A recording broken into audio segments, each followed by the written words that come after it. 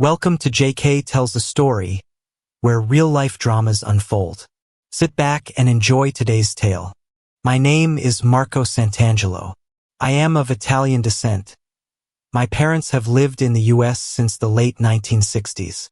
The family business is the Italian restaurant, which has been the mainstay of my family and the many cousins and other relatives who make up the extended part of it.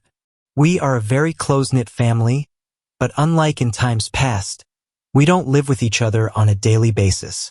Family events are always crowded, and no one wants to be the one who isn't there and suffer the stares of my grandmother, Nana Rosa, the matriarch, the one who must always be obeyed no matter what.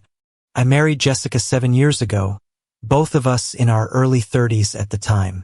It was as if we were drawn to each other after relationships that were going nowhere and, in a way, although satisfying, lacked what was required for a long-term relationship. We dated, partied, and had fun for almost 2 years before deciding and getting married. Nana Rosa never liked Jess. She seemed to just tolerate her. Never overtly rude, but there was always a look of distrust in her gaze at Jess, as if she was waiting for her to somehow cross the line, as if she had her finger on the trigger waiting for it to happen. How do women know or sense these things? It defies my comprehension at times. She struggled to hide her feelings for my wife, but she never voiced her opinion in front of strangers. She said to me shortly before we were married, "Watch out for that one, Marco. She has that look in her eye. Be careful and always guard your heart." That was all she said, but somehow her words echoed in my mind like a backdrop as I drove through the traffic-filled streets of Boston. There was no hurry. I knew exactly where I was going, and if there were any changes or alterations to my evening, I would get a text or call on my cell phone. I joined the flow of traffic on Starro Drive, which was quite dense as usual even though the time was well past 9 p.m. The bright lights of the city glowed in the darkness of the streets, and I turned toward downtown when my heart and breathing seemed to quicken. It won't be long now, I thought to myself. Then this farce will be over. 3 weeks ago, I found out that my wife was regularly seeing a guy and spending intimate time with him, well, at least once every 2 weeks. This had been going on for at least 6 months, as I found out after doing a little digging. How did I find out? Turned out to be very simple, even simpler than I would have thought. She made a tiny mistake one night that made me think that all was not well. That day I found a pen. It was one of those cheap pens they give you in hotels. I couldn't figure out where it came from, but I know I haven't stayed at this particular hotel before. I always use a reputable chain when I have to travel, which is usually once a month for restaurant supplier meetings. I save up loyalty points, but it's not that big of a deal anyway. One evening when we were out walking, I asked Jess if she had a pen, and she pulled out this one from her bulky purse. As soon as I finished using it, I saw the inscription, and a little alarm bell rang in my head.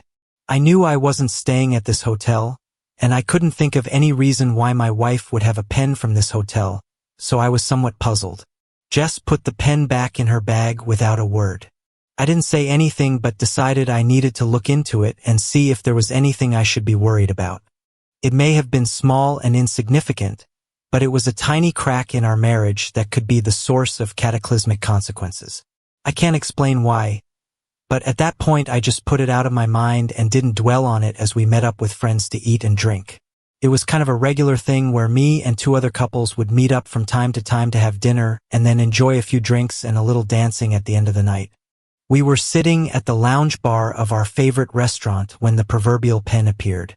It was our usual spot, cozy, casual, with a relaxing atmosphere, plus it was run by one of my cousins, so of course there were healthy family discounts in effect, which my family in turn reciprocated.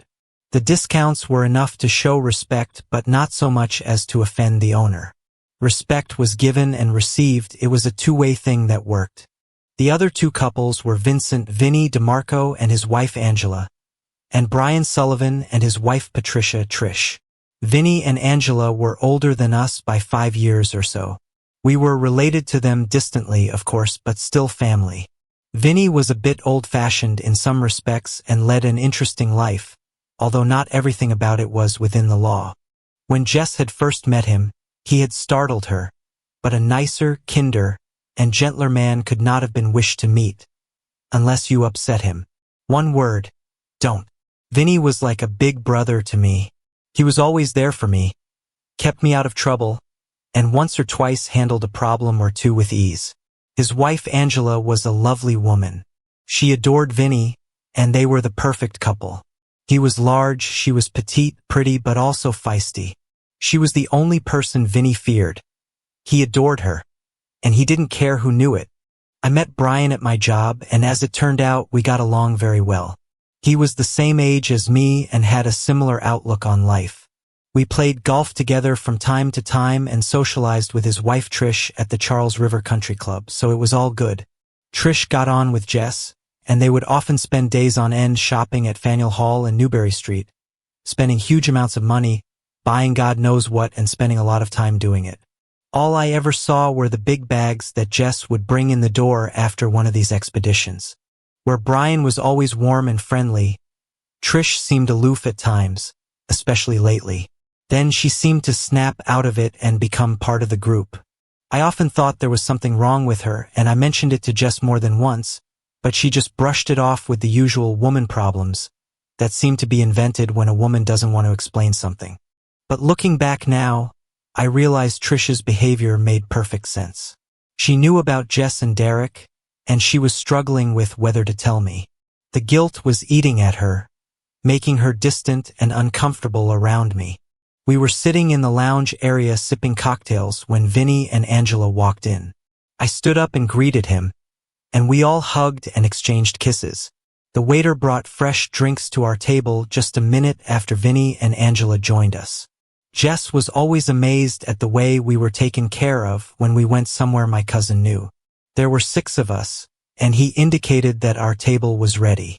We were ushered to our usual corner table, secluded but facing the door, something Vinny always insisted on wherever he went, but we didn't bother to ask him why. "Are Brian and Trish coming?" asked Angela to Jess. I spoke to her earlier, and she said they're definitely coming, but they might be a little late as Brian hasn't gotten home yet. Vinny just looked at the 2 women and glanced at me. I looked at him, but he just shook his head imperceptibly, and I left it at that, but I'd ask Vinny about it later. As we finished our first round of drinks, Brian and Trish showed up, both looking a little flushed, but there was more to it than that. Vinny just stared at them, his face expressing nothing, impassive. I saw that look again. He knew there was definitely something there. We sat down at the table and were soon chatting about work, our days, and the usual conversations about families and kids. After a great lunch, we made our way back to the lounge area, and music was in the air. By this time, the girls were itching to get on the dance floor and work off some of the calories they had gained. We 3 guys sat for a while, sipping another batch of cocktails and talking nonstop, discussing, of course, the Red Sox and Patriots, and admiring the beauties performing in front of us. Our wives giggled and cheered. The dance floor was busy to the max. There was a lively crowd here tonight, nothing outrageous or out of control, just people having a good time. The girls had returned to our table and were sipping their drinks when the music switched to a slower tempo. It was a signal for us to do our duty and escort them to the dance floor. I felt Jess pressed against me, causing a response to which she grinned. She continued her endeavors, and I was already thinking of ways to get her home. After the first number, Vinny led Angela back to the table, and when I looked over, I saw Brian and Trish still on the floor, but they seemed to be a little stiff together. "Is everything okay with those 2? I whispered to Jess. "Yeah, I guess so," but Trish didn't say anything. I looked around again. Something was clearly wrong. Jess pulled me away and tried to distract me. We walked back to the table. Vinny just smiled at me, and Angela giggled. Brian and Trish walked over to the table. Trish grabbed her purse and announced that she was going to the bathroom, which signaled the exodus of the women, and we 3 guys were left sitting looking at each other. "Everything all right, Brian?" asked Vinny coolly. "Yeah, sure. No problem, but probably too much to drink." He raised his glass and pointed to another round. Fresh drinks arrived before the women had even returned from their conference. Trish slid into the booth with Brian, their body language giving them away. Jess looked at me. Something in her gaze told me that all was not well here, and she looked away. We glanced over, trying our best not to mention the elephant in the room. Vinny nudged me with his knee under the table. I looked back, and he winked at me. He knows something. A few more dances with changing partners, as we usually did, helped ease the tension until it was time to leave. My cousin called a cab at the prearranged time, and we prepared to leave. I looked over and saw Jess talking to Brian at the other end of the room. They seemed animated and at the same time consciously trying to look casual. I noted this as another oddity of the evening and decided I would ask her about it later, or maybe not. We said our goodbyes, and the cab took us in different directions. So what's up with Brian and Trish? I asked bluntly. Nothing. They're fine. She smiled and looked out the window at the lights of the Big Dig whizzing by. I sat in silence, not for the first time thinking that something was wrong here. I didn't know what, but something was happening. I decided I would contact Vinny in the morning. That night, Jess tried to exhaust me, but even with the alcohol inside me, I was giving as much as I was getting. Wow, that was awesome, baby. We should do it again real soon. She smiled at me. I hope you remember that I love you and want it all over again. Marco, I love you. Don't forget that. I looked at her. She seemed strange. There was some hint in her manner, but I couldn't figure out what it was. I love you too, baby. Don't ever forget that you're my wife. No one will take you away from me, and I'll never give you a reason to leave. I hugged her tightly, covering her face with kisses. We fell asleep, and I lay staring at the ceiling, remembering the strange events of the evening. I should call Vinny first thing the next morning. Jess was up and out the door to head to the gym early, and I hung around the house drinking glass after glass of orange juice to clear my head. I sat down at my laptop and Googled the name of the hotel that was written on the pen I'd seen in her purse. The search yielded results, and I checked the location. The hotel was on the other side of Boston from us, but it was easy to get to via the T. There was parking on site. It looked very posh. I wrote down the phone numbers and email address, but saw that they also had the option to book online. I had to check the browser history to see if there was anything there. I checked. Nothing. Nothing at all. The history had been wiped clean. I smelled another rat. My paranoia was getting out of control. But instead of jumping to conclusions, I decided to take a systematic approach. I called Vinny. Vinny, it's Marco. So what's going on with Brian and Trish? I get the impression you know something. Should I be worried? Marco, meet me at my brother's bar around mid-afternoon. Then I'll tell you everything I know, but it better not be over the phone. Of course. I'll be there.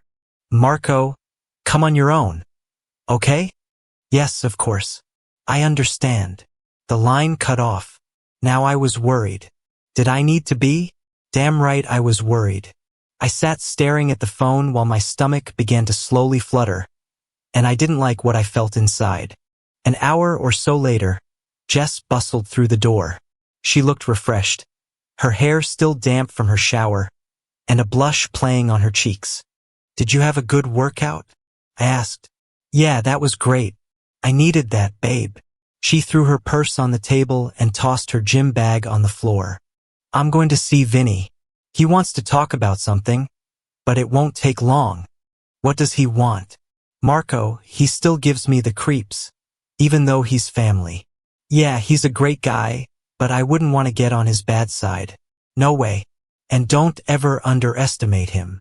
I won't be long, love. Jess looked at me. Another look I couldn't read. What the hell is going on? There's a vibe coming from everyone around me that's starting to bother me. I got into the car and drove slowly across town to Vinny's brother's place. It was a large, inconspicuous building that housed a luxurious and trendy North End bar. Well, not exactly a bar, more like a drinking club for those in the know. No sooner had I pressed the buzzer than the door opened, and Vinny stepped aside to invite me in, giving me a quick glance outside as if checking to see if I was being followed.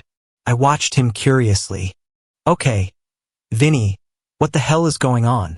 Your call made me freak out, and with a few other things going on, I'm getting worried, and I don't know what to worry about, if anything. He looked me in the eye and said, "Follow me." I followed him through the bar into the back rooms where there was an office set up as a workspace. He closed the door behind me, and we sat down on either side of a large oak desk. "Marco, you are very dear to me, so I want you to listen to me carefully. I promised your old man that I would always take care of you, and I'm not breaking my word. What I'm going to tell you is going to hurt, but you have to listen to me. Okay?" I flinched when I saw the pain in his eyes. My mind raced through the possibilities, but deep down I knew it had something to do with my wife. My heart pounded in my chest. This man had been close to me all my life. I knew my father was as close to him as he was to his own son. He was a cousin but had lived with us since he was a child. I knew almost nothing about his parents, only that they had been killed together. My father immediately made arrangements and took him in. He was my brother from then on.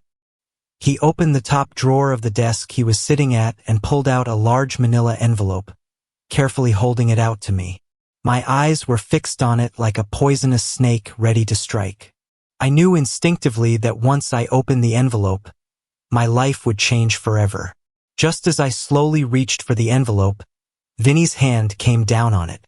I looked up fearfully and saw the pain in his eyes again. "That's bad, isn't it?" He looked at me and held my gaze, nodding slightly. That's all he gave me. "Marco, remember I'm here for you. Okay?" He lifted his big hand, and I pulled the envelope toward me. I picked it up and felt it get heavier. I think it was full of poison. Vinny watched me pull the contents of the envelope from its hiding place, and when I opened it, I saw the poison that had begun to work on my mind and heart. I saw pictures, large, glossy shots of a woman and a man engaged in intimate activities. They were easily identifiable. They were in a cheap hotel room. There were others, obviously taken at a different time and in more normal surroundings, and looking through a shroud of tears, I saw my wife in our own bed with a man. "Marco, are you okay?" I kept flipping through the pictures, and each one hurt my heart, the ache in my chest growing as I watched my marriage disintegrate before my eyes. I looked up at Vinny, my face wet with stinging tears. "What? How? When did you do this? Who is he?" My eyes widened with shock, fear, and a little bit of anger. "Marco, about 2 weeks ago I heard whispers that Jess was up to something. I didn't have any proof until a few days ago. I had to bring in some help. A guy I know who used to be a private investigator. Tony Ricci. He's retired now, but he still does favors for family. As for how Tony's been watching them, he followed them to a restaurant in the South End. He thought the guy she was with was too friendly to treat a married woman like that in public. They thought they were outside the neighborhood and safe, I guess. And who is he? Derek Thompson. Yes, you must know him. He's Brian's brother." I sat there mesmerized as his words came to me. The images of our evening, of Brian and Jess and then Trish, all came together in my mind. "I found a pen from a hotel. Is it there?" "Yeah, Marco. I'm sorry, buddy, but Tony was following them for over a week. I understand you were out of town when some of the meetings happened." I stared at him, my heart tense, my fist clenching and unclenching tightly. "I'm going to destroy that bastard." "Easy, Marco. This could get you in trouble, and she's not worth sitting in prison for, and neither is he. Divorce her. Get rid of her, and I can handle him in my own way." "No, Vinny. As much as I respect you, I can't let this happen the old way. I have to deal with that bastard myself, but I need to be smart about it. There are better ways to make them both pay. Is he married? Do you know where he lives and works and all that? I have information that is in the envelope that will answer all that. Marco, but don't do anything rash. We need to plan this carefully, and we don't want to be thrown in jail, do we? He's not married, but as far as I can tell, he's divorced. No kids, but he likes women, especially married ones. Maybe he doesn't want a commitment or something. Anyway, he shouldn't have stuck his nose in our pond. He'll regret it. His eyes turned cold when he said that, but I held up my hand. Not like that, Vinny. We're going to destroy them both, but we're going to be smart about it. These days, there are better ways to ruin someone than the old methods. Vinny looked at me for a long moment. What are you thinking? Social media, family, friends, their workplaces. Make them both social outcasts. Destroy their reputations instead of their bodies. In today's world, that's more devastating than any beating. You know what, Marco? That's actually smarter. Physical pain heals, reputation doesn't. And it's perfectly legal. Plus, Tony's son Michael runs a digital marketing company. Very successful, very tech-savvy. He might be able to help us with the technical side. Okay, so what are you thinking? I was still breathing hard and fast, but I was slowly pulling myself together as best I could before answering. He poured me a whiskey. How well do you get along with your friend Brian? I asked, because he was acting a little strange in the restaurant with Trish and Jess. I was watching him. I think he knows what's going on. If that's the case, can you call him a friend anymore? I saw it too, and I wonder if his wife was involved from the way they were acting. I don't see the point in sticking around any longer than necessary, Marco. I think we should bring the hammer down as soon as possible, but before that, you need to see a lawyer. That is, if you want to get rid of her, or are you going to try and make up with her? If it was an isolated incident, then maybe, but seeing something like this, I just can't get over it. It's all too much. The images will stay in my mind every time I look at her. I won't be able to forgive or forget. I understand, but in that case, you need to start defending yourself now. It may take some time, but if you plan it out first, you'll at least get some payback, and believe me, you need it. I need to think about this, Vinny. I want them both to suffer, really suffer, but we're going to be smart about it. He leaned forward and placed a business card in front of me. Divorce attorney. He's ruthless. He doesn't take prisoners. Strictly by the book. I've already briefed him on your situation. All you have to do is call him and tell him to go, and he'll take care of it. Trust me, he's good. Plus, he's a cousin. He laughed at that. We had cousins everywhere, and I couldn't help but smile. And what about this digital approach you mentioned? Let me set up a meeting with Michael Ricci, Tony's son. He'll explain what's possible. We sat around for another hour until we worked out a plan of action. I called the lawyer and he sprang into action.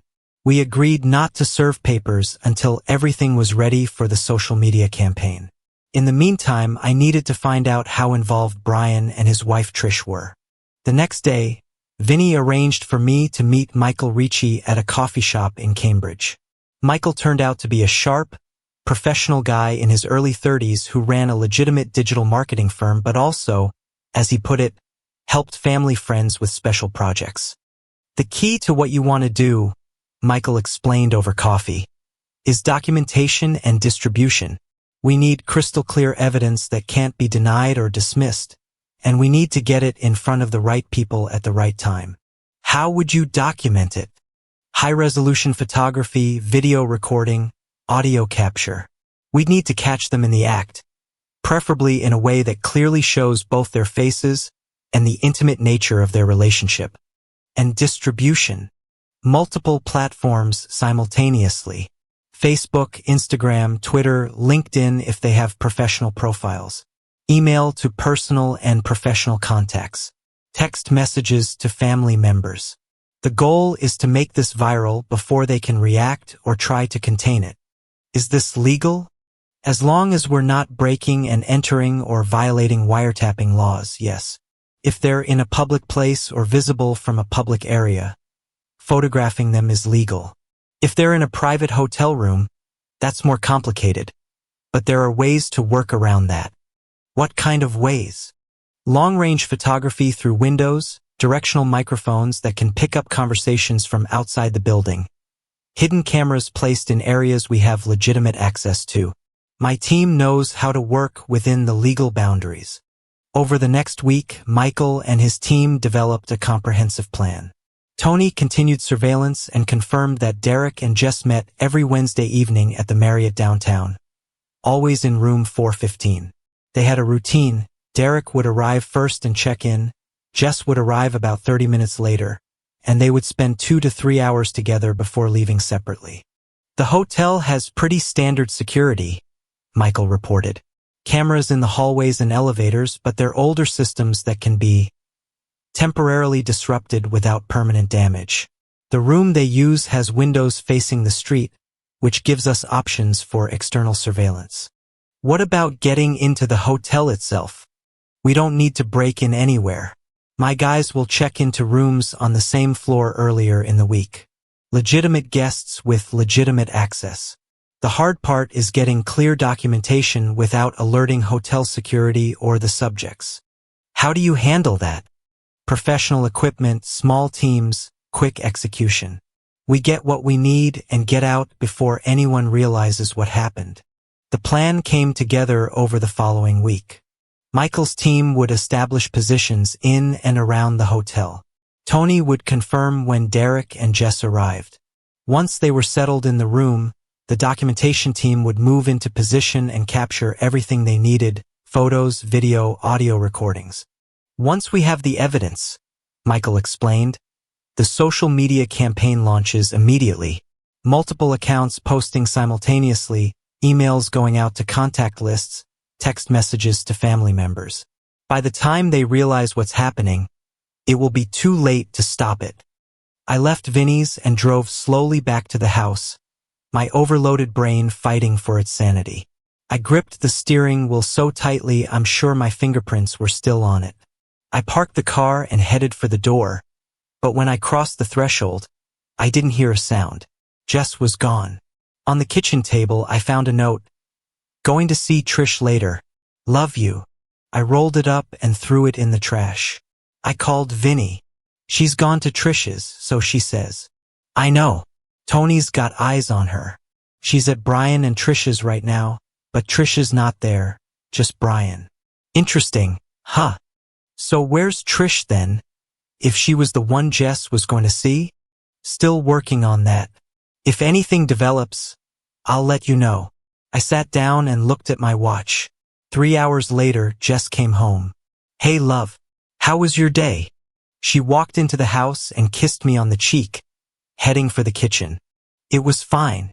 Vinny wanted to discuss something with me, but we're working on a plan to deal with it. She looked at me, expecting me to give her some details, but I didn't. I wanted her to ask me herself. After a minute, she did. It's just a personal cousin matter that needs to be settled.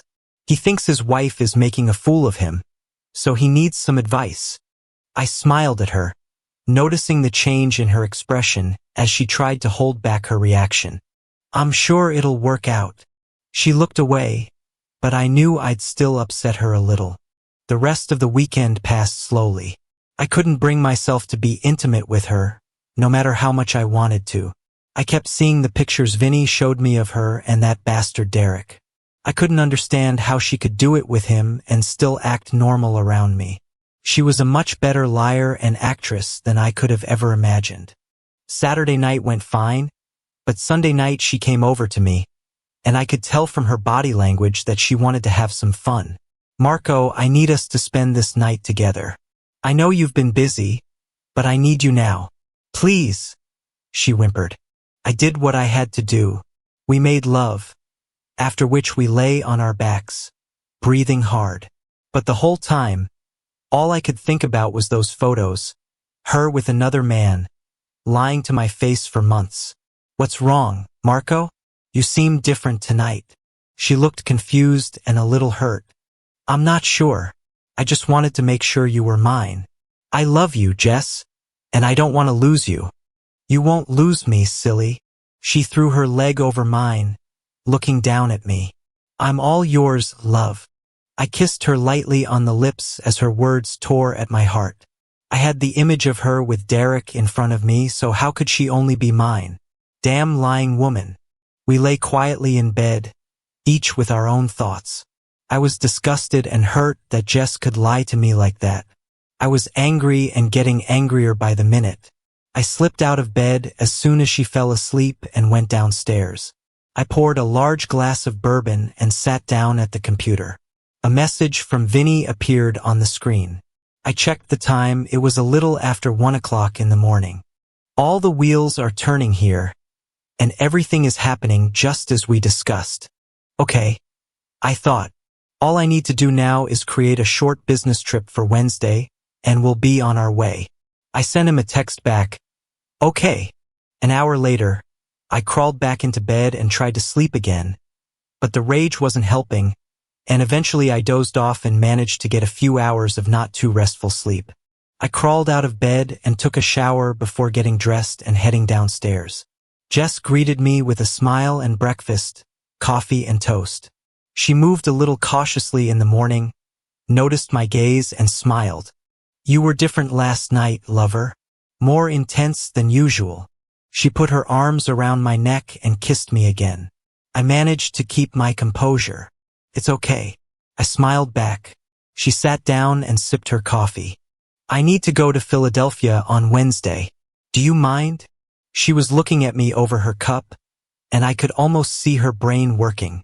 Just for one night? She asked, trying to sound casual. Yes, but I won't be back until late Thursday night. Does this have something to do with Vinny? Yes, and that cousin I told you about.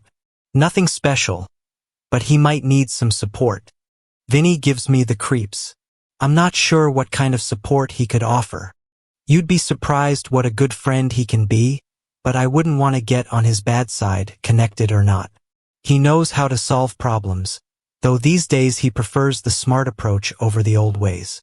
I saw her face go slightly pale, but I could tell she was already planning something in her head. I looked at my watch and got up to leave. I got to go, honey. I'll see you later, and be a good girl while I'm gone. Before she could get up, I kissed the top of her head and walked through the door to the garage. I pulled out of the garage and drove down the driveway. I went to meet the lawyer and spent an hour with him going over options and signing papers. He was alert and had already gotten copies of the contents of the envelope. He confirmed that everything would be ready by Wednesday afternoon so I could pick up the paperwork. I ran to the bank and transferred all the money from our savings to a new account in my name only and sent a large sum to Vinny to hold in my name as well. The current account was left as it was. It covered all the bills, so there was hardly any spare money in it. I emptied our safe deposit box of cash and jewelry and opened a new account in my name only at another bank. I also stopped the allowance from which she was funding her account. This would hit her fast, and she would be in trouble by the end of the month, I was sure.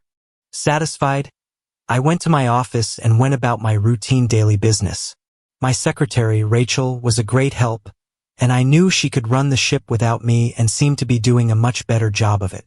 In between signing papers, I caught her eyes on me. I sighed and turned my chair around so that I was looking directly at her. I had known her for almost 5 years, and she had always been nothing but professional and fiercely loyal to the point where it seemed like a defense. She had always been polite and reserved with Jess, but there was some hidden tension between them.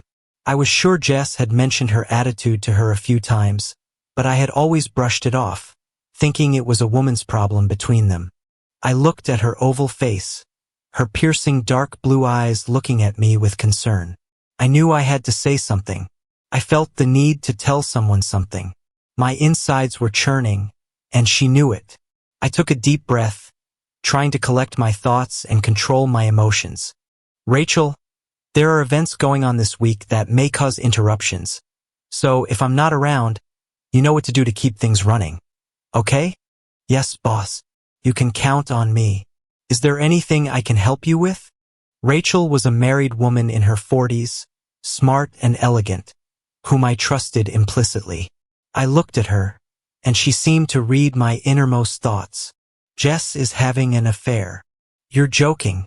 Oh my God. Marco, this is awful. Are you sure? I mean, do you know for sure? I just nodded slowly. She saw the tears glistening in my eyes and closed the door between us. She hugged me tightly as she stood next to me. I could feel this woman's genuine care and realized that was what I was missing at home. I sobbed for the first time since I found out, and she held me until I could pull myself together again. She took my face in her hands and looked into my eyes. Marco, you're a good person. Don't let anyone tell you otherwise. Okay? What are you going to do? I'm going to get a divorce and make sure they both face consequences for what they've done. Well, yes, something like that, but I don't want to involve you or anyone else. Rachel, please understand. Don't do anything that could hurt you in the long run, Marco. Please be careful.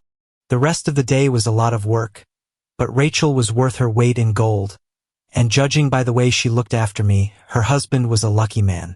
She fought off all comers and just handled any nonsense in her inimitable manner. I once heard her tell someone to just back off. I smiled. How nice to have good people like her around me. At home, I was sitting with Jess watching TV when the phone rang, and she came out into the hallway to answer it. I could hear her talking quietly, but not enough to realize what was going on. About 5 minutes later, she came back. What's wrong? I asked curiously. Oh, nothing. It's just Trish talking about how she and Brian are fighting about nothing again. As usual. I just want them to either make up or break up. They're driving me crazy. What do you mean? Are they in big trouble? Brian never mentioned it. I watched her face, looking for anything that might give her away. Well, I think it's something and nothing. I'm sure they'll figure it out. Is that what was going on when we were in the restaurant? Jess looked at me nervously. She didn't know that I'd noticed something between them and that she was in on it too. Now she'd started this series of lies and was in it up to her ears. I smiled inwardly at her discomfort, but I still couldn't figure out exactly what Trish and Brian's role was in all this. Yeah, they had a fight before they went out, and then they were tense all evening. Is that what you were doing with Brian? She visibly flinched. I mean, trying to help them figure out their argument? Yeah. Trish asked me to talk to Brian. That's all. So what was that all about, Jess? Maybe I can help. I smiled inwardly as I watched my wife begin to tie herself in knots. It's all right, Marco. I'm sure they've pretty much sorted it out by now. Good. I'm glad to hear that. I don't like the thought of a friend's marriage in trouble. He's not cheating, is he? No, nothing like that. Her face flushed. So this is Trish playing around then? Look, Marco, I don't know what the issue is. Let's mind our own business and leave them alone. She snorted. I think so too, but I might mention it to Brian when I see him, to make sure he's okay. Her eyes narrowed as I looked at the TV again, apparently ending the conversation. A few minutes later, I casually asked her, so if neither of them are playing away and Trish asked you to talk to Brian, what was that about? Marco, for heaven's sake, leave them alone. She got up off the couch and ran out of the room.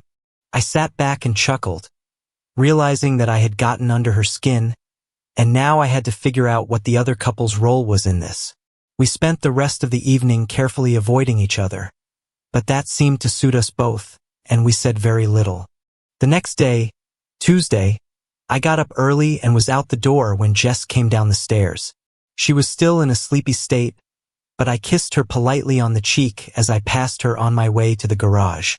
I can't stop, my love. I need to get moving. I have a lot to do before I leave tomorrow. Love you. Jess watched in bewilderment as I disappeared through the doorway, and a few seconds later she heard my car pull out of the driveway and speed off down Hanover Street. As she poured herself a cup of coffee, she sat there thinking about Derek. Everything had been so good until the last week. She had met Derek one night a few months ago when she was out with Trish. They were in a small club in Cambridge with a few friends when he walked in. Seeing his sister-in-law, he approached the group and, smiling, offered them all a drink. The girls smiled as they looked at the handsome guy who was considering them all. Trish noticed Derek and Jess looking into each other's eyes, and something flashed between them. Stay away from Derek. He's a real piece of garbage. He's even hit on me before. He'll go after anyone with a pulse, especially the married ones. "Don't worry, Trish. I have my own Marco, but he's a pretty smooth and good-looking guy. Weren't you even a little tempted?"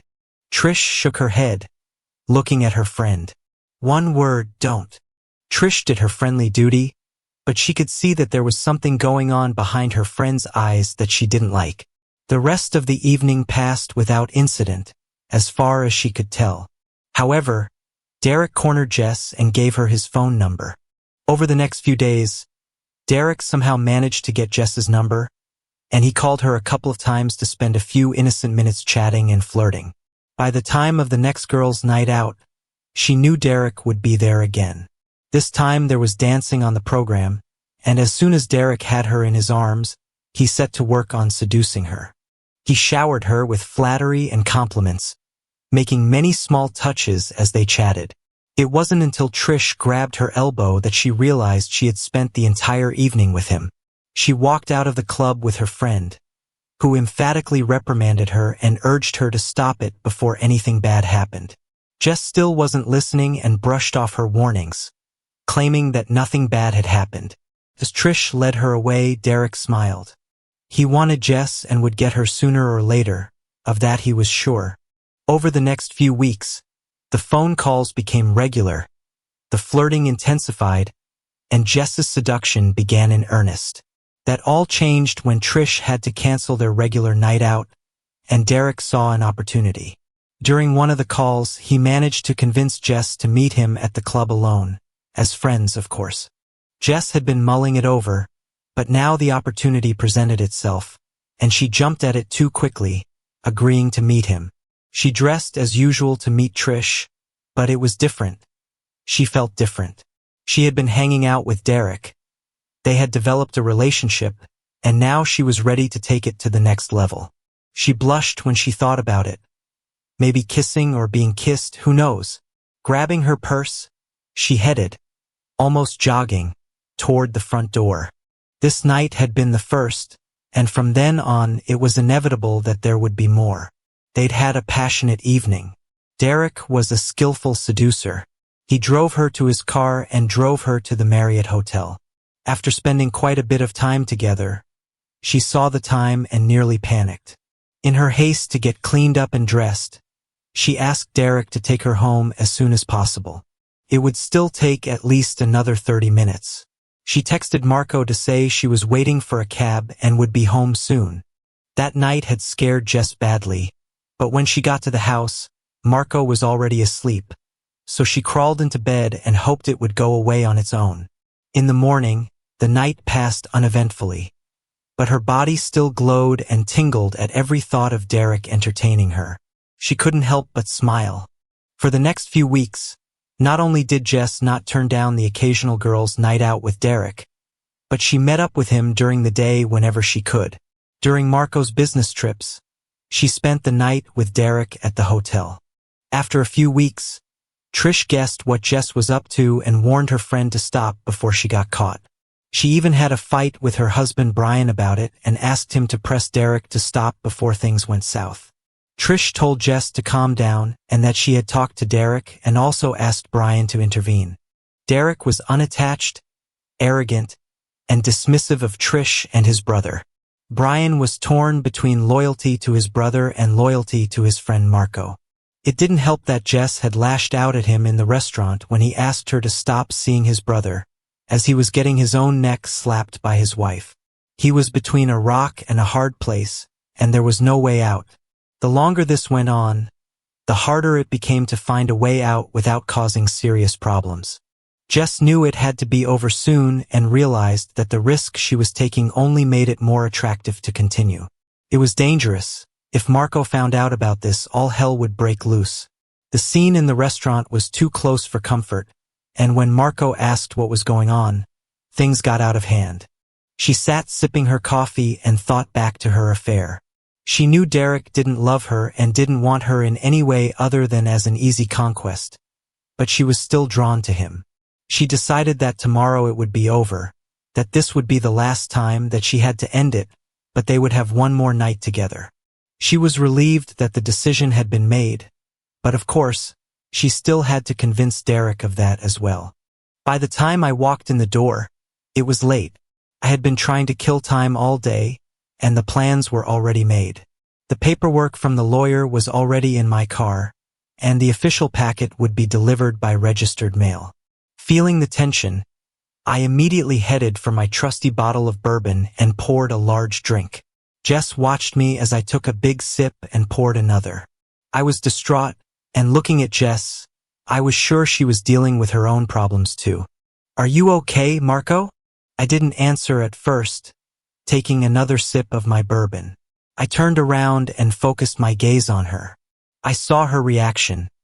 She looked scared, worried, and a shiver ran through her that was almost noticeable. "Just a rough day, that's all, love. I need to take a shower and then get ready to talk to Vinny tomorrow." I walked past her and disappeared up the stairs before she realized I hadn't kissed her. She didn't like this atmosphere. It frightened her, and she knew why. But tomorrow it would be over. What did he mean by saying he had to get ready for tomorrow? She realized she didn't know anything more about what he was doing. I stood under the hot jets of water, tears streaming from my eyes. My marriage, my wife, my future. Everything was so messed up. After 30 minutes under the shower, I didn't feel any better, even though I was cleansed. My heart was breaking, and I wanted to run away and hide. I was shaking, and I wasn't sure I could hold out much longer. Stepping out of the shower, I dried myself off and got dressed before heading downstairs. Jess gave me a look as I walked into the kitchen. I had picked myself up and pulled myself together. Now I had a game face. She relaxed a little too, having picked herself up, and I noticed it. Strangely, we both knew something was wrong and did our best not to ask questions that could ruin everything. "What's for dinner?" I asked as casually as possible. "I thought we could order something for a change. I don't feel like cooking tonight." "Sure, no problem. Chinese okay?" "Yeah, that would be nice," I called, and while we waited, we sat in the living room to the sound of the television. Like two prize fighters, we looked at each other without drawing attention or wanting the confrontation that was in the air. Dinner passed quietly, almost in suspense. "What time do you have to go in the morning?" she asked carelessly. "I'll be out around 9 in the morning. We have a flight booked for 11, so we don't need to rush. It won't take long, although we won't be able to meet until tomorrow night. But anyway, it will be great to finally meet this cousin. You know how family is." It was almost 10 o'clock in the evening, and I thought she glanced at her watch. "I need to turn in, love. It's going to be a long day tomorrow." I stood up, drained my glass, and set it on the table. I looked at her, and I thought I saw a flicker of sadness in her eyes. She got up and closed the distance between us. "I want you to know, Jess, I've always loved you like no one else." I hugged her tightly. She felt his arms around her, and her heart filled with sadness and guilt. "Tomorrow it will all be over," she thought to herself, "and then I can make it up to him." I was thinking almost the same thing. I woke up to the aroma of freshly brewed coffee filling my nostrils, which I always loved in the morning. It brought back memories of Nana Rose's house, where coffee was always made strong and dark, with an incomparable aroma. I walked down the stairs toward the strong aroma of the nectar. Jess was waiting for me with a large mug in her hands. I grabbed it and kissed her cheek before taking a sip of the dark liquid that helped me fully awaken. I sat down and ate some toast, avoiding a rather full stomach after last night's dinner. There was silence in the kitchen as we drank our coffee. Each of us watched the other but averted our gaze so as not to be noticed. It was tense and we both wanted it to be over. I glanced at my watch. "I have to go now, love. I need to be at Vinny's to pick him up." I stood up and set my cup on the counter, emptying it. I felt myself take a deep breath, and a wave of emotion rose in my chest. I suppressed a sob, nearly losing control. I looked over at Jess and saw that she was trying to remain calm, but damn, she was tense. She must realize that something is different. She looked up at him, smiling as he walked past her. "Have a safe trip and come back soon, Marco." She watched as he walked past her and gave her a polite kiss on the forehead, but the act puzzled her again. Grabbing his overnight bag, he headed toward the garage. Breathing a sigh of relief, I put the key in the ignition and started the car, which immediately roared to life. The garage door lifted, and I easily drove out into the cool morning air with tears slowly brimming in my eyes. I spun the wheel and drove the car down the road away from my wife. I didn't look back, and I couldn't. My face was wet with tears, and my heart was heavy with sadness. The day of judgment had come. After a few minutes, Jess picked up the phone and listened to the sound in her ear. "He's gone. Are you still ready for tonight?" "Oh yeah, baby, definitely. We're going to make this a good night." I had to tell Brian to back off. He's been getting on my nerves lately. "Did he say anything to you?" "Yeah, but I told him to back off too, and his wife too. She's been on me too. But she won't say anything even though I know she knows." "Well, that won't stop us, baby. I'm looking forward to tonight. I got us the same room as before, so we're good. Room 415.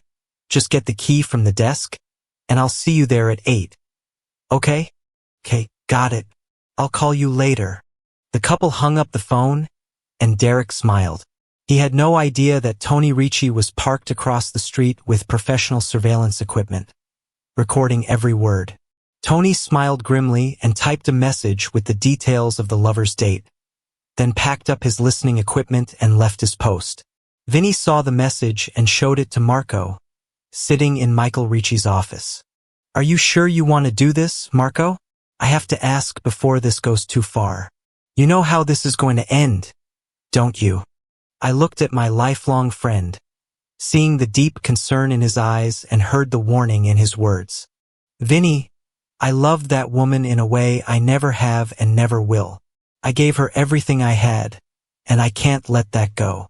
I have to do something to make her realize what she's done and make her pay forever, just like her lover. But we're going to be smart about it. No violence, just complete social destruction." Vinny nodded sadly, seeing the pain in Marco's eyes and feeling it in his words. Michael reached into his desk drawer and pulled out several pieces of equipment, high-resolution cameras, recording devices, and tablets already set up with social media accounts. "We'll do whatever is necessary to make them both realize what they've done and make sure they never try anything like this again. These will document everything perfectly, and then we'll make them famous for all the wrong reasons."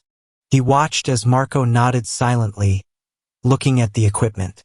Michael pulled out a handful of prepared materials and stacked them on the table next to the devices.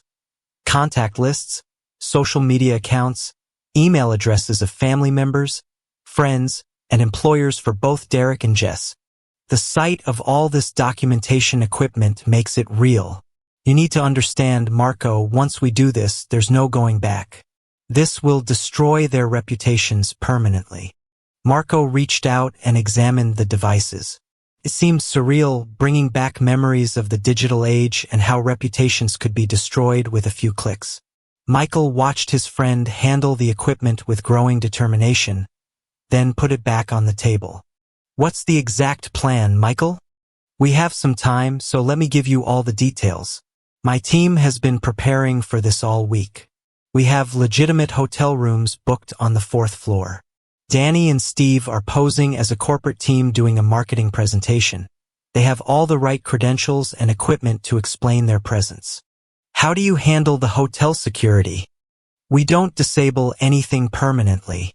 Danny's got a device that can temporarily loop security camera footage, shows the same empty hallway for about 10 minutes while we work. It's not illegal because we're not destroying property or accessing secure systems, just creating a technical glitch. And the room access? That's the tricky part. We can't break into their room, but we don't need to. The room they always use for 115 has windows facing the street. We've rented the room directly across the street in the office building there. With telephoto lenses and directional microphones, we can capture everything from a legal vantage point." "What about confronting them?" "That's where it gets interesting. Once we have all the documentation we need, we go to their door. Derek thinks he's expecting room service. We confirmed he always orders champagne around 9 p.m. When he opens the door, We walk in and confront them both, while simultaneously launching the social media campaign. And the legal issues? Everything we're doing is perfectly legal. The surveillance is from public areas or legally rented space. The confrontation happens in a hotel hallway, which is a public area. The social media posts are factual statements accompanied by evidence. No laws broken. They walked to the entrance of the bar, and Marco was reintroduced to Vinny's brother, Alfredo, and met Michael's team. Danny and Steve, both young, professional guys who looked like they could easily pass for corporate consultants. "It's an honor to help you, Marco," Danny said, shaking his hand. "My dad told me what these two did to you. It's not right." The men sat chatting about the technical details until lunch was served. Considering what they were discussing, it was unreal and yet strangely calming. Marco felt supported by these men who barely knew him but were willing to help him get justice. His cell phone rang just after 3 in the afternoon. He looked at the screen and saw it was Jess. "Hi, Jess. How are you? I called to see if you were okay. How's Vinny and his little problem?" "We're both fine, thanks for asking. We're here, but we're having a late lunch before we head out. What do you have planned for tonight, love?" He asked the question as he usually did, but he also wanted to hear her lie again. "I'm gonna go see Trish. I think everything's fine there." "That's good. I was gonna call Brian later anyway. I think he'll be out with his brother tonight." "I understand. I've never met him. What's he like?" "Oh, well, I've only met him once. He seems quite nice as far as I can tell. He looks like Brian." "I have to run here, Jess. We need to get to the hotel before our evening meeting. So have a nice evening and say hi to Trish. Love you. Love you, bye, baby." When he cut the call, Vinny looked up and saw pain, but also something else. Anger, a deep burning anger. Something he knew very well and something that had driven him down dangerous paths until he had met Angela, and she had helped him find better ways to handle problems. "Okay, Marco." "Yeah. Looks like we're ready to go." The men raised their glasses and made a toast, drinking all the drinks in one fell swoop. "Time to get some rest before the show. Let's go meet the rest of the team." They left Alfredo at the bar and headed for Michael's office where the final preparations were being made. There they found the rest of Michael's team, 4 men total, who greeted them professionally. "Marco, these are my associates. They specialize in digital documentation and reputation management. They know exactly what they're doing." As I looked closer at the men, I saw that they were all professional, tech-savvy individuals who looked more like consultants than the traditional guys Vinny usually worked with. Their eyes were focused and determined, but in a different way than I expected. I felt a shiver go through me. Reality was starting to hit me. "Still want this, Marco?" asked Vinny. "Yes, I don't just want it. I need it." I looked at the men who nodded at me with understanding and professional sympathy. "Okay. Guys, is everything ready?" "Everything checked out. The equipment is in place, the hotel rooms are secured, access routes confirmed, and social media accounts are prepped and ready. All contact lists are compiled and ready for mass distribution." The plan and all the technical details were discussed until everyone was sure everything was ready. I could feel their professional confidence, and it was reassuring. I paced the room, tense and feeling the anger building up inside, but now I also felt like I had the right team to handle this properly. Michael stepped toward me and put a reassuring hand on my shoulder. "Easy, Marco. We'll be moving soon. Everything's going to work exactly as planned." The professionalism and preparation of Michael's team gave me confidence that we could pull this off without anyone getting hurt and without anyone going to jail. For the next hour, they went over every detail of the plan, making sure I understood my role and timing. A phone call broke the preparation session, and all heads turned toward the sound. Michael picked up the receiver. "Yeah." Everyone listened. "Okay. We'll start moving in 5 minutes." I looked at my watch. It was already 8 o'clock. Time had flown by. The team left the room and headed to their vehicle to get into position. Michael looked at Marco. He was anxious but ready. Marco, last chance. You don't have to do this. That bastard has no respect for me or my family. I need to teach them both a lesson they'll never forget, and I intend to. But we're going to be smart about it. Good man. Michael clapped me on the shoulder as we walked out the back door and got into the Mercedes that had been prepared for us. That's how I came to the point where I was now, parking the Mercedes on a side street about 2 blocks from the hotel. We were sitting in silence when, after 9 p.m., a text message arrived on Michael's phone. He looked at it and nodded at me. They've both arrived and are in the room. I felt my heart ache. Michael saw my reaction and put his hand on my shoulder, keeping me grounded. Stick to the plan, okay? We document first, then confront. I looked at him and nodded. I knew we would have to wait until the team had all the evidence they needed. Another text came in, documentation in progress. Clear visual and audio from across the street. Michael smiled grimly at me. His team was getting everything they needed while maintaining complete legal cover. We sat and discussed the final details, and Michael reminded me to stay calm during the confrontation.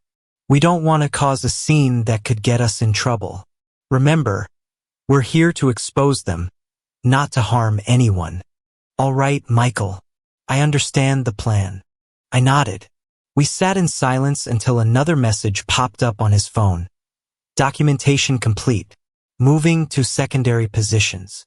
Michael glanced at the clock on the dashboard. It was almost time. His heart began to quicken, and so did his breathing. Michael pulled out a small recording device and opened the car door. For the confrontation, we want everything on record. A moment later, I was following him as he headed into the hotel lobby. We walked through the door and headed straight for the elevators, acting like any other hotel guests. I tried my best to relax and remain calm, but I was tense as hell. We stood and waited for the elevator to arrive. The elevator beeped, and the door slowly opened. We had to step aside as a couple exited the elevator, and then we stepped inside and stood calmly as the doors closed. We watched in silence as the floor indicator slowly rose to the 4th floor. All too quickly, we arrived, and the door slowly opened. My heart was already racing. Michael came out first and led me to the room. I saw the numbers 415 on the door and realized that my wife was on the other side of that door with another man. When we got to the door, the other team members appeared from their positions down the hallway. They were dressed casually like hotel guests and carried small, professional equipment, cameras, recording devices, tablets. They moved with quiet efficiency. I looked around and didn't see anyone else in the hallway. Michael confirmed through his earpiece that the security camera loop was active, giving us about 10 minutes of cover. We stepped back as Michael stood in front of the door and knocked firmly. Room service. I heard scrambling inside, then Derek's voice. We didn't order room service. Complimentary champagne, sir. Management's apologies for the construction noise earlier. More scrambling. Then the door opened a crack. Derek peered out, wearing only a hotel bathrobe. Listen, we really didn't. Michael pushed the door open gently but firmly, and we walked in. Derek stumbled backward as he saw us. What the hell? Jess screamed from the bedroom when she heard unfamiliar voices. She appeared in the doorway wearing a hotel robe, her hair disheveled. Marco? The look of absolute terror on her face almost made me feel sorry for her. Almost.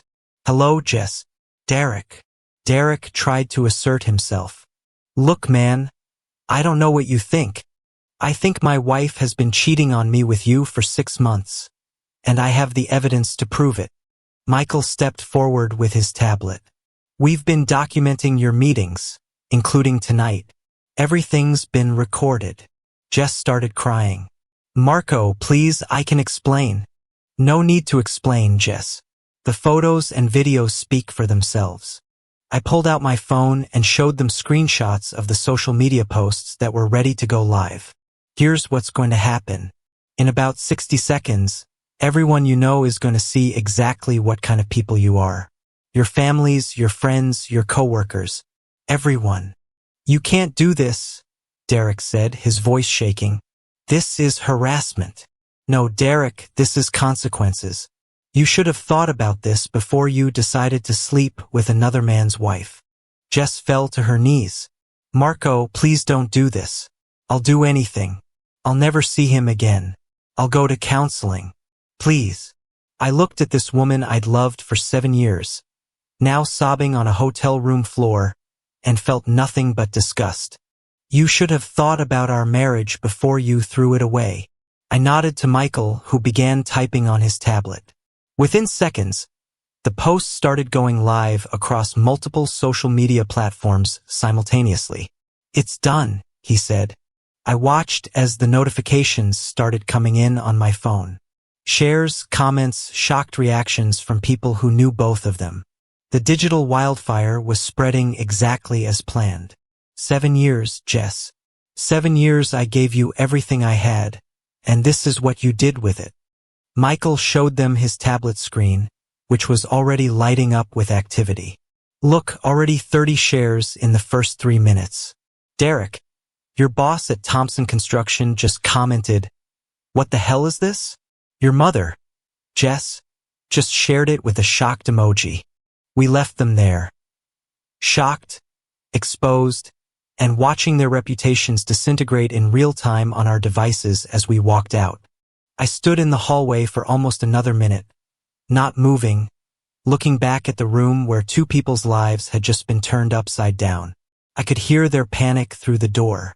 Michael motioned that it was time for us to leave. The social media posts were spreading like wildfire, hundreds of shares, thousands of views, and comments pouring in from people who knew both of them. We took the stairs down and used the exit at the back of the hotel to escape into the dark Boston night. A few minutes later, we were at the car. We didn't speak much during the drive back, each absorbed in watching the social media explosion unfold on our phones. Michael started the engine, and we drove toward the meeting place. The documentation worked perfectly, Michael said finally, scrolling through the rapidly multiplying posts. No violence, no legal issues, just pure social destruction. Look at this. It's already been shared over 200 times, and we're not even 30 minutes in. I watched my phone screen as notifications kept pouring in. Yeah, this is more effective than anything physical could have accomplished. This will follow them for years. The internet never forgets, Marco.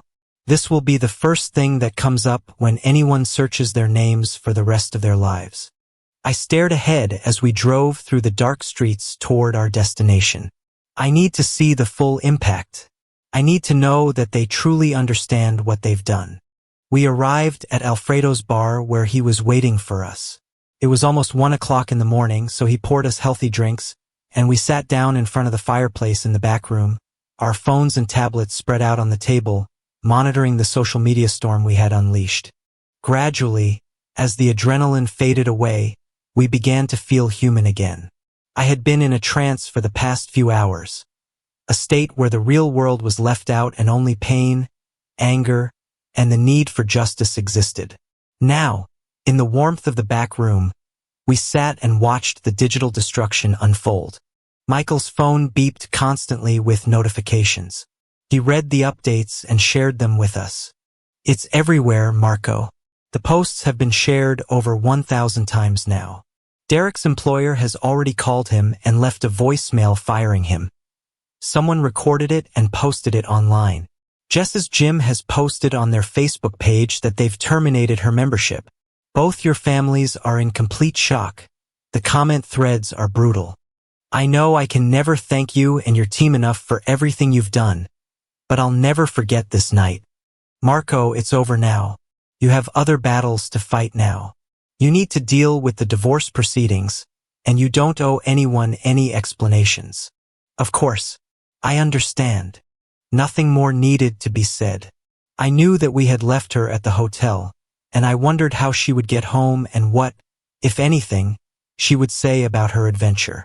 Well, I had the rest of the day to kill before I got home as planned.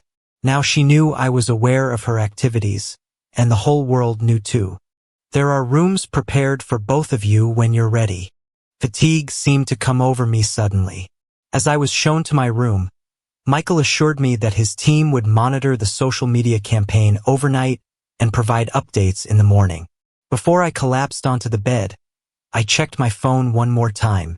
The social media explosion was still growing, now over 2,000 shares and climbing.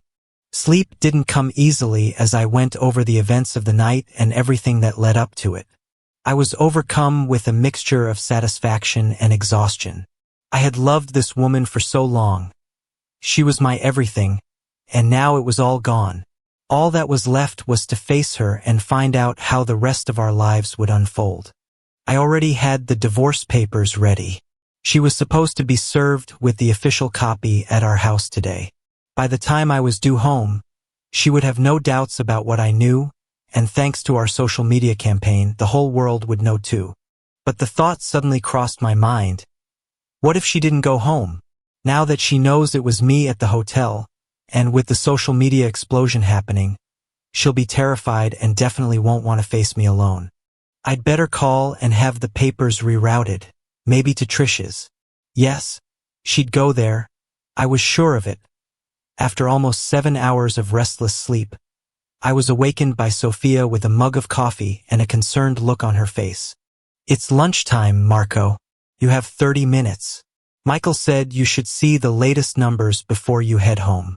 Your change of clothes are on the dresser. She paused at the door. Uncle Vinny showed me some of the social media posts. That woman really messed up, didn't she? The whole North End is talking about it. She patted me on the shoulder and left the room. Slowly, I got to my feet and got dressed.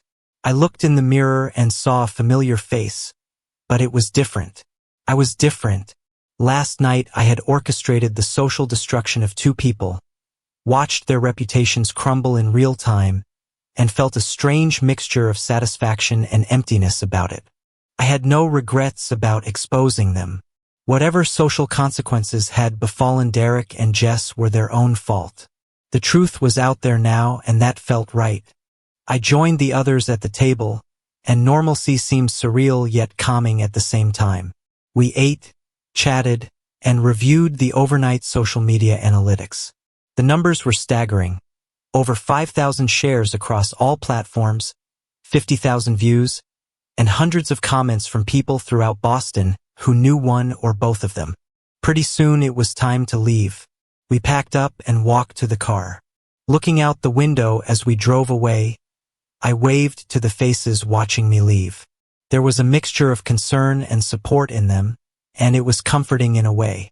I mentally promised myself to return as soon as possible and to never take family loyalty for granted again. I drove home slowly, the miles ticking away like a countdown to whatever awaited me. I felt a growing mix of anticipation and dread. My anger was gone for the moment. All that was left was a big hole where my marriage used to be, but also a strange sense of closure. I dropped Vinny off, and Angela came out to meet him, grabbed him as he got out of the car, and hugged him tightly. I felt a lump rise in my throat as she walked over to me and hugged me as well. Marco, it's going to be okay. Understand? There's a tomorrow coming for you. I know things will seem hard for a while, but trust me, you're going to be fine. What you did took courage, and now everyone knows the truth. I couldn't speak, but Vinny gave me a firm hug, and I headed home to face whatever awaited me. Call me later, Marco. And remember, you did the right thing. They needed to face consequences for what they did. I nodded and drove away, trying not to think about anything specific. I felt empty but also strangely relieved that the truth was finally out there for everyone to see. I put the key in the door and turned it. The house was empty. The heating was on, so it was warm but somehow felt completely different, bigger, emptier, but also cleaner. There were no sounds. I cautiously made my way into the living room, then into the kitchen. Nothing. I looked at the clock. It was already 6 p.m. Jess should have been home unless, of course, she was dealing with the massive fallout from our social media exposure. I checked my cell phone. 73 missed calls, dozens of text messages, and hundreds of social media notifications. The story was still spreading like wildfire throughout Boston and beyond. People as far away as New York and Philadelphia were sharing and commenting on the posts. I sank into the chair in the living room and started scrolling through the responses. My phone showed that Jess had called 35 times starting around 2 a.m. Brian had called 12 times. Even some distant relatives from Italy had called after cousins in Boston sent them the links. The social media posts had achieved something I never expected. They'd gone viral far beyond our local community. What an overwhelming response, I muttered to myself. I felt my emotions swinging between satisfaction and exhaustion from all the attention. I looked at the picture of Jess and me on the mantel, a photo from our honeymoon in Tuscany, both of us smiling and looking so happy. I felt a surge of mixed emotions, grabbed it, and threw it across the room. The heavy silver frame punched through the wall, and the glass shattered. It's finally over. I shouted to the empty house that I was staring at the wall, breathing hard, when I heard the phone ring. I grabbed the phone receiver. "Hello," I said firmly into the receiver. "Oh, Marco, thank God. Is that you?" The woman asked in a trembling voice. "Yes, that's right. What can I do for you?" My tone was direct but controlled. "It's Trish, Marco." She almost whispered. "Yes, Trish. What's going on?" "It's Jess. She's here, and she's in terrible condition. I can't figure out exactly what happened at that hotel, but she's completely falling apart. She doesn't want to go home. She's terrified of facing you. And Marco, what is all this stuff online? My phone hasn't stopped ringing. Everyone's calling us, asking questions. The whole city is talking about this. Trish, is she there?" I asked directly. "Yes, of course. Ask her to talk to me. If she doesn't want to, it will tell me something. Then ask her what she thinks about everyone in Boston knowing exactly what kind of person she is." I heard some mumbling, then the voices got a little louder. Trish came back to the phone. "She won't talk to you, Marco. She's too ashamed and scared. I'm worried about her, but I'm also getting calls from people who saw those posts. Marco, what did you do? This is everywhere, everywhere. It's on Facebook, Instagram, Twitter. People are sharing it from here to California. Trish, it's okay. I know everything, and now everyone else does too." "What do you mean, Marco?" "I know all about the affair, Trish. I know about Derek, the hotel meetings, all of it. And I made sure that everyone, their families, their friends, their employers, the whole city, knows exactly what they were doing." I heard her gasp. "Oh my God, Marco. But this is so public, so permanent." I heard Trish relay my words. Then another cry sounded in the earpiece, followed by sobs and what sounded like hyperventilation. "Marco, I'm so sorry we didn't tell you." "Me too, Trish. I know all about it. I know about how you and Brian tried to stop them and how they wouldn't listen. I understand you were in an impossible situation. Marco, I'm sorry, but Brian couldn't convince Derek to stop. We both tried. I know we should have told you something, but we got caught in the middle and didn't know what to do." Trish spoke quickly, trying to get all the words out. "Trish, I don't blame you or Brian for what they did. I'm disappointed that you didn't tell me sooner. And yes, it has damaged our friendship, but that's not entirely your fault. Tell Jess I'm not coming to pick her up, so she can relax about that. But her things will be packed and ready for her to pick up tomorrow, or they'll go to charity. Everything. She doesn't live here anymore. She's getting divorce papers delivered today. I called the servers and had them forwarded to your address, as I suspected she might end up there. Tell her to think carefully before she does anything, and especially before she tries to call me or anyone else. Half the city has seen what she did, and the other half will see it by tomorrow." "Okay, Marco, but what about Derek? People are saying terrible things about him online. Someone posted that he got fired, and there are people making threats. Derek is an adult who made adult choices. He knew Jess was married, and he pursued her anyway. He destroyed our marriage just as much as she did. As for the threats, I'm not responsible for other people's reactions.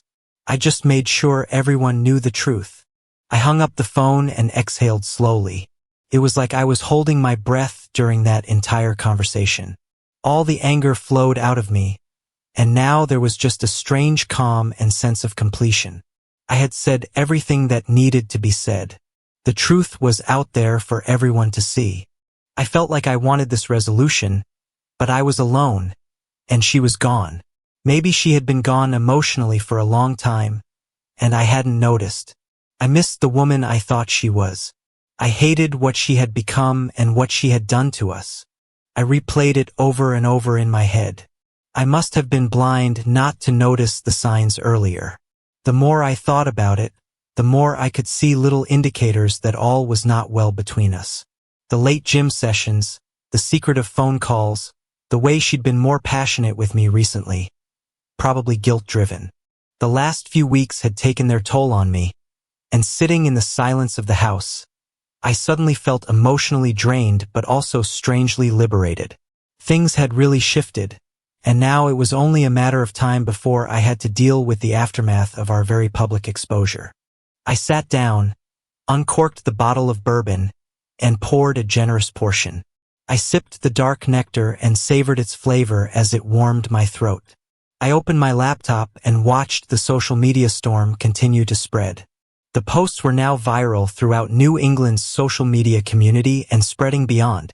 News blogs were picking up the story. A local news station had even reached out asking for comment. The headline on one blog read, "Boston restaurant owner exposes cheating wife and lover on social media." Another said, "When revenge goes viral, the power of social media justice." I slept better than I had in weeks, and when I woke up, my mouth felt dry from the bourbon, but my mind was clearer than it had been in months. I showered and went downstairs, turned on the coffee maker, and checked my phone.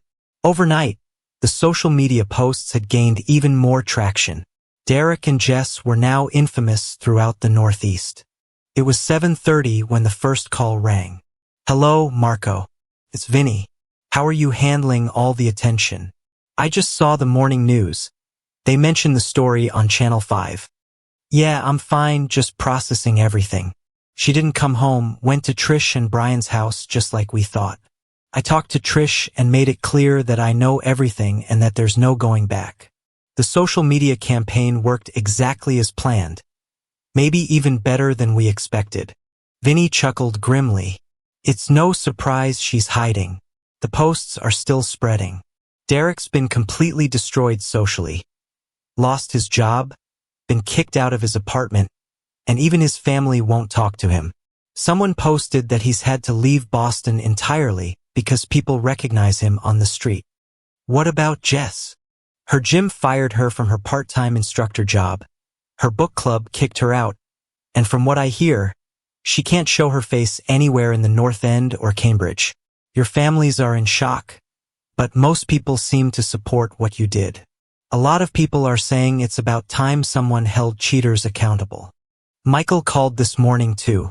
He says the analytics are incredible, over 20,000 shares now across all platforms, and it's being picked up by news outlets. This is going to follow them for the rest of their lives. I won't be around much today, as I have some things to clean up. The family sends their support. Everyone understands why you had to expose them, and they're proud of you for handling it the smart way instead of the old way. Understood. I'll talk to you soon, my friend. Click. I poured myself coffee and sipped the black liquid. It was enough to clear my head of any remaining fog. I started thinking about what to do today. I decided to call the office first and check on things, then call a locksmith to change the locks, deal with final banking matters, and start the process of reclaiming my life. I knew I couldn't stay married to her after this. The trust we had was completely gone, and now the whole world knew what she had done. There was no going back, but there was also no uncertainty anymore. Just after 9 o'clock, there was a quiet knock on the door. I opened it and saw Trish and Brian standing there, both looking exhausted and overwhelmed. Trish broke the awkward silence. "Marco, we came to check on you and to apologize again. This whole situation has gotten so much bigger than any of us expected. Can we come in and talk? I stepped back and held the door as they stepped inside. I closed the door and pointed to the living room. They sat together on the couch, and I settled into the chair across from them. Okay, what did you guys want to say? Marco, we're both very sorry, Brian began. And we're also trying to understand the scale of what happened last night. This has gone viral, really viral. It's all over the internet. I'm sorry too, Brian. Sorry that two people I thought were my friends couldn't tell me that my wife was cheating on me. But I understand you were in a difficult position, and I don't hold you completely responsible for her choices. Marco, we tried to stop them both, but they wouldn't listen. Derek is my brother, but what he did was wrong. And now, well, his life is basically over. The social media exposure has destroyed him completely. What do you mean? I asked, though I wasn't sure I cared about the answer. Well, Derek lost his job immediately. He got evicted from his apartment when his landlord saw the posts. No one in Boston will hire him now, the story is everywhere. He's been getting threatening phone calls and had to change his number. Someone even threw a brick through his car window with a note calling him a homewrecker. He left Boston yesterday and is staying with friends in Arizona. But even there, people are recognizing him because the story went national. Good, I said firmly. He should have thought about consequences before he decided to sleep with another man's wife. Trish looked uncomfortable. Marco, I understand you're angry, but this social media exposure, it's pretty intense. Jess is completely destroyed too. She can't leave our house because people recognize her everywhere. Someone posted her photo with cheater written across it, and it's been shared thousands of times. She's getting hate mail. Her own family won't talk to her. Trish, she destroyed my marriage and made a fool of me for 6 months. Now everyone knows the truth about what kind of person she is. That's not my fault. That's the consequence of her actions. They looked at me, trying to process my response. Is there no way you can work things out with her, Marco? I know what she did was terrible, but this public humiliation, it's going to follow her forever. She's talking about, well, she's not in good shape mentally. That's exactly the point, Trish. I want it to follow her forever. Every time she thinks about cheating on someone else, every time she thinks about lying and betraying someone who loves her, I want her to remember this. And if she's having dark thoughts, that's something she needs to deal with professionally, not something I can fix. Marco, please talk to her first. She deserves at least a chance to explain herself face to face. I paused, looking into Trish's pleading eyes. I had always liked Trish and Brian, and I knew they meant well. Okay, I'll talk to her. But first I want all her stuff gone from this house. It'll just be her and me, and I'll call and let her know when and where. Are you okay with that? Trish looked relieved.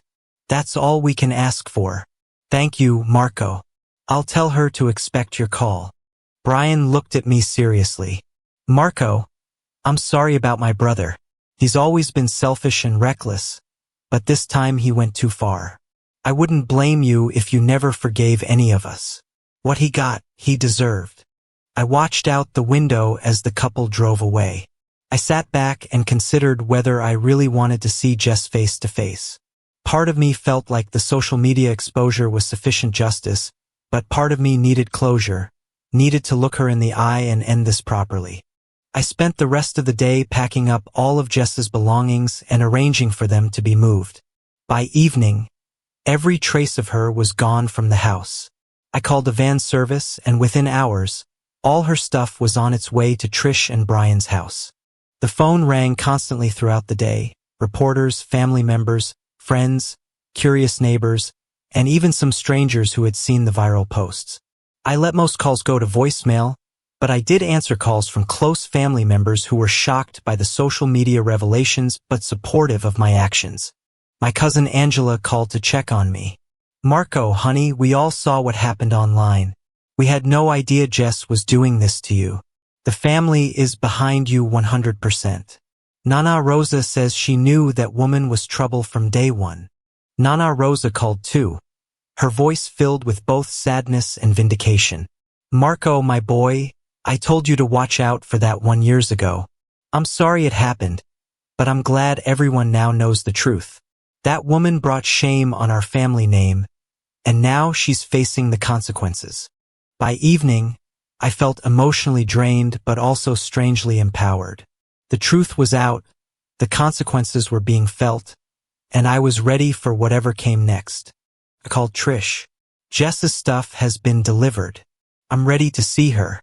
Tomorrow night at 7 p.m. here at the house. Just her and me. One conversation, and then it's over forever. Thank you, Marco. I'll tell her. The next evening, exactly at 7 p.m., there was a soft knock on the door. I opened it and saw Jess for the first time since that night at the hotel. She looked terrible. Her hair was disheveled. Her face was pale and drawn. Her eyes were red and swollen from crying, and she had clearly lost weight. She looked like someone who had been through hell. "Hello, Jess."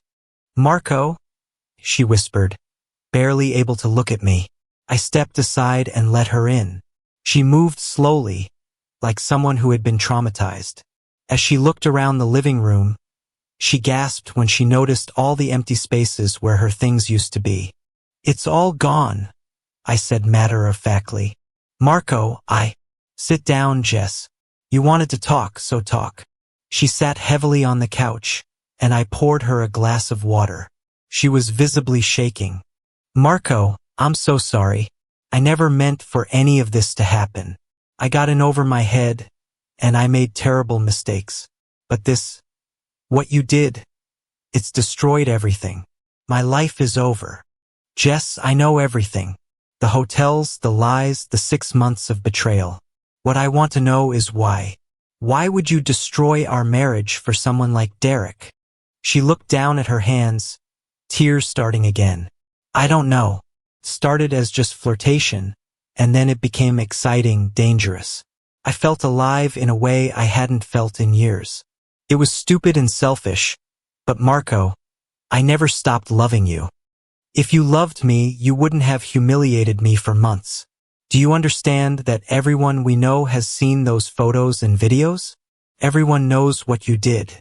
Your own mother called me crying, asking how this could have happened." Tears flowed down her cheeks faster now. "The social media posts, Marco, they've destroyed everything. I can't go anywhere, can't work, can't even leave Trish's house. People recognize me on the street and call me names. Someone threw eggs at Trish's car when I was in it. I've gotten death threats.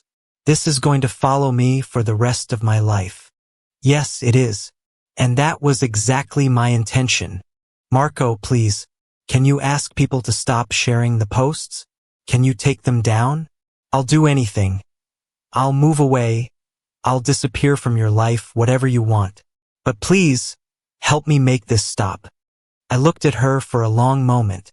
"Jess, even if I wanted to take them down, I can't. Once something goes viral, it takes on a life of its own. This will follow you forever. And that's exactly what I intended when we planned this. But Marco, this is so much bigger than just Boston now. It's all over the country. Someone sent it to me. There are YouTube videos about us, blog posts, even news articles. This is never going to go away. Good. Now you know how it feels to have your life destroyed by someone you trusted." She started sobbing harder. "What about Derek? Have you seen what's happened to him? He had to leave the state. Someone posted his new address online, and people were showing up at his apartment. He's in hiding now. Derek lost his job, his home, and his reputation, just like he deserved. He knew you were married, and he pursued you anyway. He destroyed our marriage just as much as you did. But people are making threats, Marco. Real threats. Someone posted that they were going to find him and teach him a lesson. This has gotten so out of control. I'm not responsible for other people's reactions, Jess. I just made sure everyone knew the truth about what you both did. How they choose to respond to that truth is up to them. We sat in silence for several minutes. Finally, she spoke again, her voice barely above a whisper. Is there any chance, any possibility that we could work through this? I know I don't deserve it, but Marco, I love you. I always loved you even when I was with him. Maybe we could go somewhere else. Start over where nobody knows about this. I stood up and walked to the window, looking out at the street where we used to walk together as a happy couple. Jess, every time I look at you, I see those photos. Every time you would touch me, I'd think about you touching him. Every time you would say you love me, I'd remember how you lied to my face for months while you were sleeping with another man. I turned back to face her. The trust is gone, Jess. It's completely gone, and it's never coming back. The divorce papers are final. This marriage is over, and there's no going back. Especially not now that the whole world knows what you did. Marco, please. It's over, Jess. You need to sign the divorce papers and figure out how to rebuild your life. Maybe you can start over somewhere else. Somewhere far away where fewer people know what you did. But that's your problem now, not mine. She stood up unsteadily, swaying slightly. What am I supposed to do? How am I supposed to live with this following me everywhere? Every job I apply for, every person I meet, they'll all know. I don't know, Jess. That's the consequence of your choices. You created this situation when you decided to cheat on me for 6 months. Now you have to live with the results.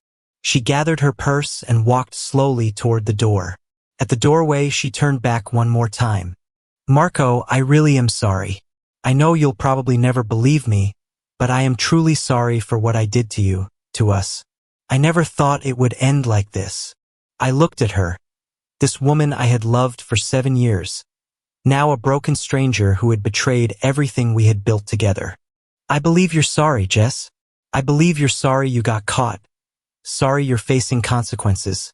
Sorry your life is ruined.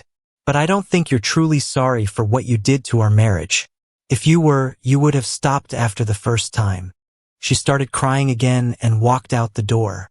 I watched from the window as she got into Trisha's car and drove away. That was the last time I ever saw Jessica Santangelo. Thank you for your viewing. See you next time. If you enjoyed this, subscribe to JK Tells a Story for more tales.